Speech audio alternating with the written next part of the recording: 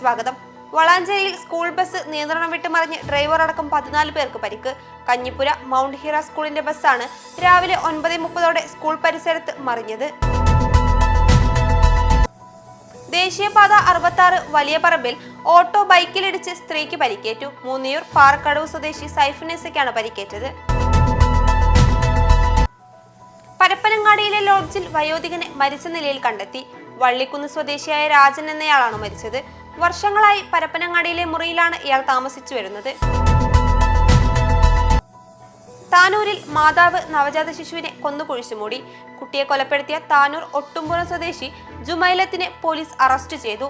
3 ദിവസം പ്രായമായ കുഞ്ഞിനെയാണ് ജുമൈലത്ത് കൊലപ്പെടുത്തിയ ശേഷം കുഴിച്ചുമൂടിയത്. കുറ്റിപ്പുറത്ത് റോഡാണെന്ന് കരുതി കാർ ഇറക്കിയത് പടിക്കെട്ടിലൂടെ. കുറ്റിപ്പുറം റെയിൽവേ സ്റ്റേഷനിൽ നിന്ന് പുറത്തേക്കുള്ള റോഡാണെന്ന് കരുതി കാൽനട യാത്രക്കാർക്കുള്ള പടിക്കെട്ടിലൂടെയാണ് കാർ മുന്നോട്ട് പോയത്. പൊടുന്നനെ അപകടം തിരിച്ചറിഞ്ഞ ഡ്രൈവർ കാർ നിർത്തി. ഇതോടെ വലിയൊരു ദുരന്തം ഒഴിവായി.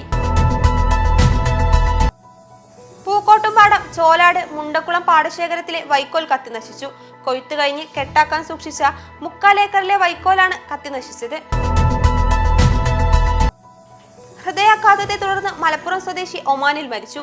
വള്ളിക്കുന്നിലെ അരിമ്പ്രത്തൊടി മുഹമ്മദ് ഹനീഫയാണ് മരിച്ചത്.